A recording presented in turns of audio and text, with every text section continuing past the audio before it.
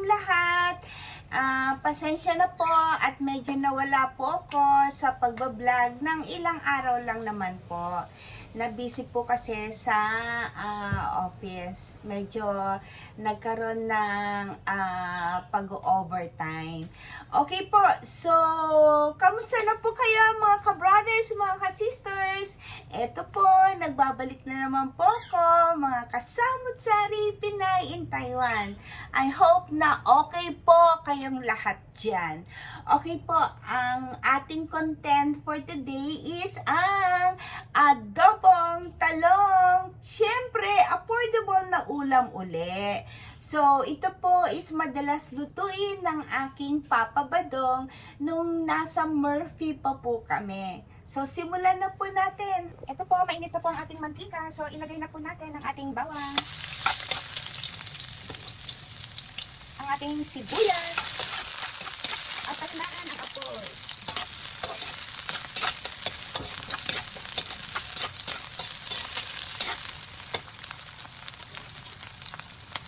Magkama na po tayo na kamatis.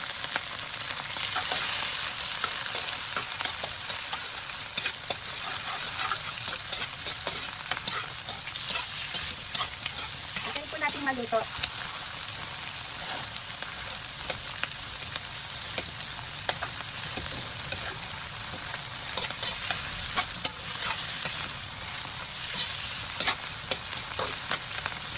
Yan po, at medyo translucent na po ang ating sibuyas. So, kukuha na po tayo ng ginili.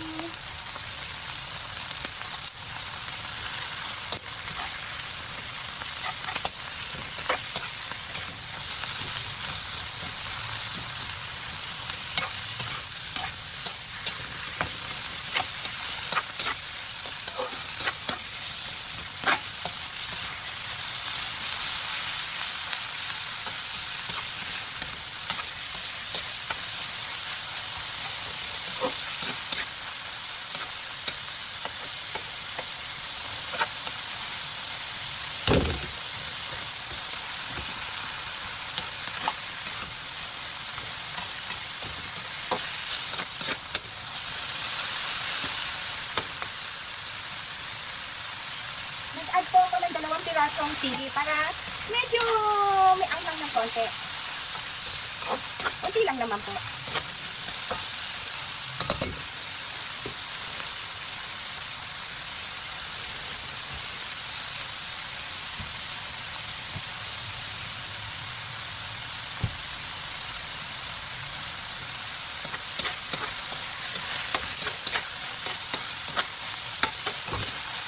Ayan po, medyo luto na siya. So, timplahan na po natin.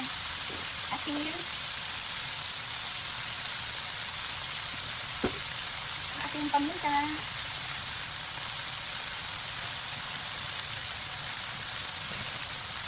Ang ating toyo.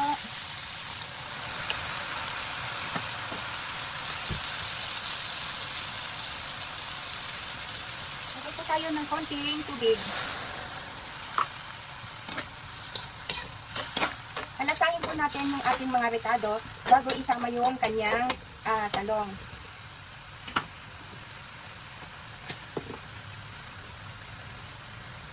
Kunti pong pampasarap.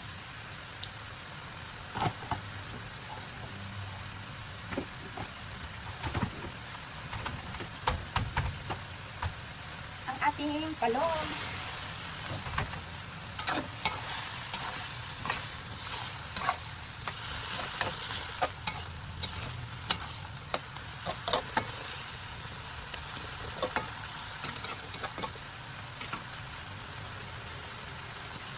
Ang ating sugar.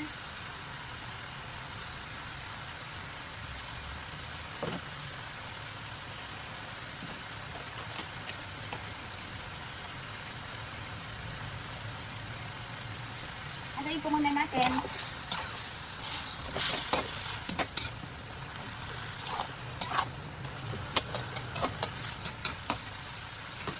Lagyan po natin ng suka, konti.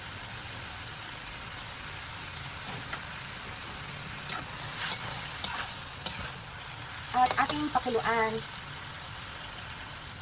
Pakulaan po natin siya. ito guys, tapos luto na po siya. Pwede na po natin siyang i-plating. Actually, pwede po nyo siyang, kung gusto po nyo mas malapot ang kanyang sabaw, so pwede po kayong mag-add ng cornstarch, pampalapot. So sa akin naman po is hinahalo kasi sa kanin, masarap po yung sabaw niya. At natikpan ko na po siya kanina. Okay na po yung kanyang lasa. Ando doon po yung anghang at yung kanyang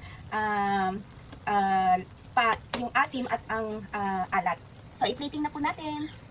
Hi guys! Ito na po. Tapos na po ako sa aking adobong talong. Very affordable. Very tipid ulam. Ang sarap po. Magugustuhan po ng inyong anak. Lalong-lalo na po sa sabaw. Adobong talong with giniling. Okay po, tikman na po natin yung kanyang lasa.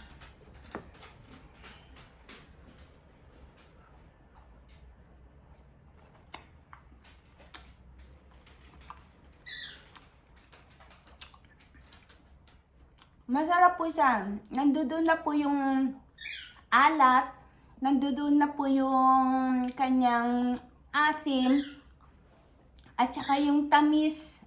So talagang lasang pang adobo po. Okay po, ano pa po ang hinihintay nila? Subukan ninyo ang very affordable adobong talong. Ulam na pangmasa. Okay po.